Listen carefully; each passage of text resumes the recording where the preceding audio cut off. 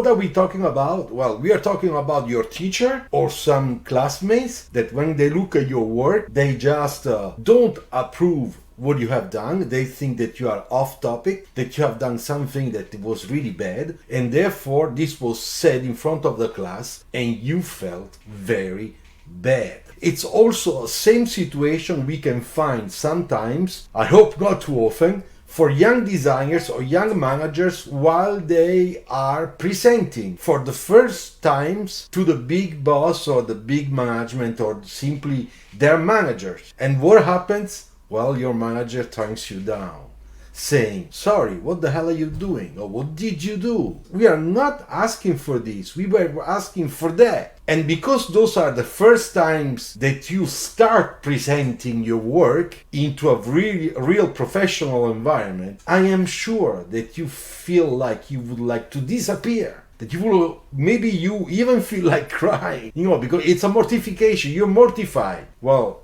guess what? This happened to me during the first 3 months when I was in Fiat. It happened once and it really hit on me very, very badly. What's next? So that you can learn, just the way I did, to counter-react to this and not taken by all those retro thinking and your brain then goes nuts and goes crazy. So first thing, it's human to make mistakes. Second thing, we know that we learn from those mistakes. So that's the first thing you have to keep in mind. You are freshly new into the design environment. You are new in school and therefore there are people from second year or third year that already have more experience than you. So you are really at the low part of the ladder. And that's what does it mean?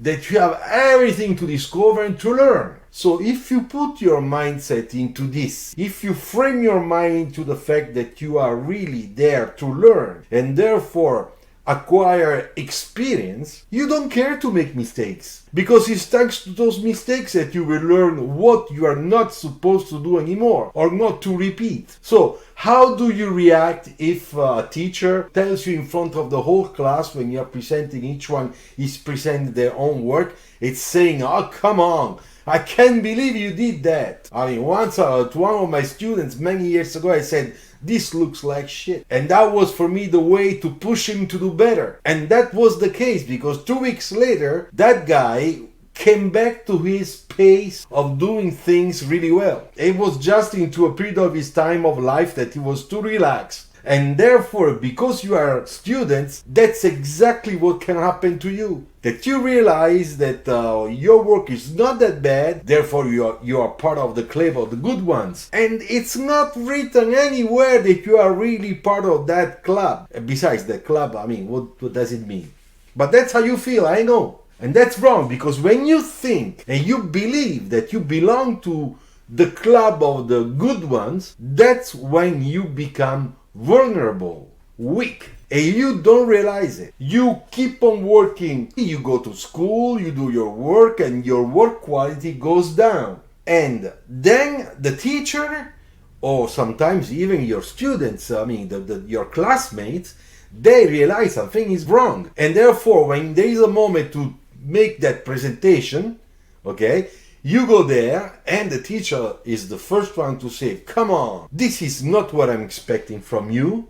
And then when he talks and with the other students say, come on, what's your opinion? Some of them, somebody because they take advantage of that situation, and some others because they are really friends of yours, they will say, come on, wake up, what are you doing? Your reaction to that type of action should not be like feeling really sad, mad with yourself, mad with everybody in the class, and mad against your teacher, and then you would just like to go out and scream and yell in nature your anger. If you do that, you don't understand how you should counter-react to such a situation. The best way is not to get that really hard feelings, is to understand that even if you thought that you were doing the best you could for your project, that was not enough. It was not enough. And I see this often with some young designers where they have something that starts really well,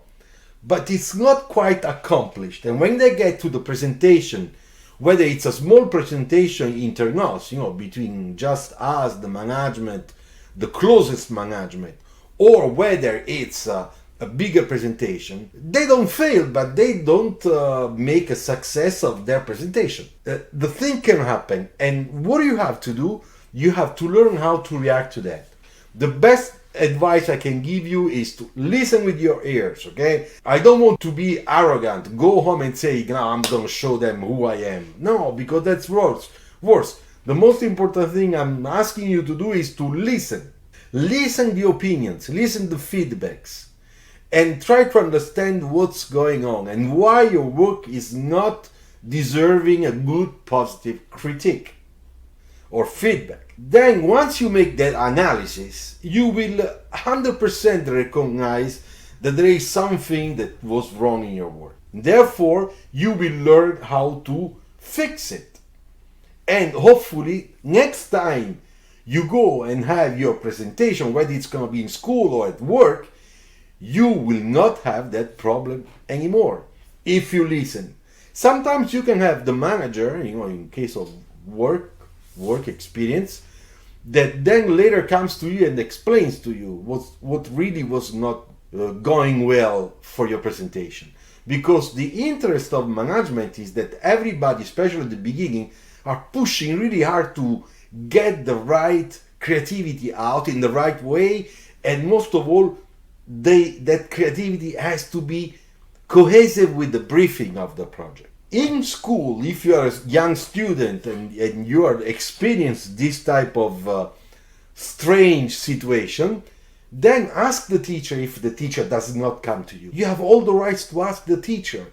Don't ask, you can ask your classmates or maybe your best friends to say, give me an honest feedback, explain how you feel looking at my drawings. But the person that has to help you in understanding, especially at the beginning, is your teacher. So don't be shy. Don't be shy. In every business, in every field, but especially in design, those that are shy, timid, they pay.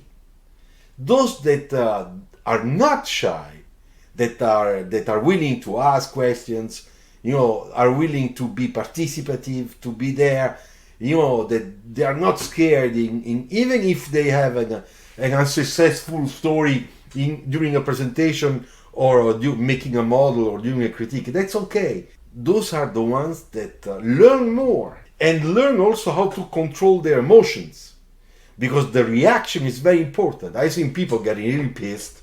I've seen people almost crying. Now I can understand that people are very sensible. They can get to that point of crying because, I repeat, they feel mortified. But you have to have psychologically, okay? You have to build up in your brain the opportunity, the understanding of how to counter-react. Being stronger. Take that negative moment and turn it into a positive moment for you, okay? But once you are at work, you have to understand that you have your creativity and that's why they are paying you.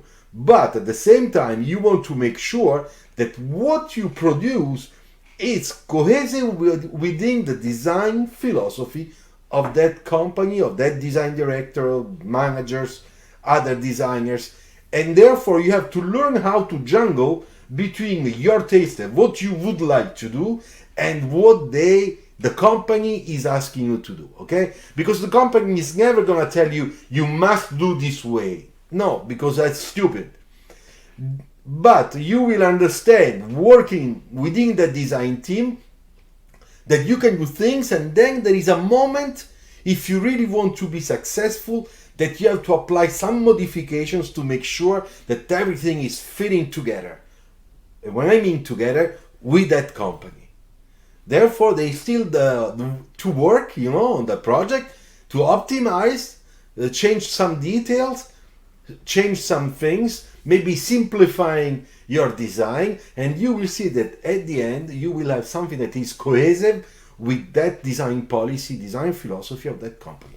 Okay, so this is what I want to tell you today about experience stories, all right? hoping that it's gonna be very useful to you. Please click the thanks button if you want to offer me a coffee or something, okay? It's I think down here, or maybe it's down here, I don't know, you know. But anyway, or just like the video, share the video, and subscribe if you are new to this channel, a channel where we do car sketching tutorials, design talks live on Friday, and then some videos that are simply recorded like this one. Ciao, grazie.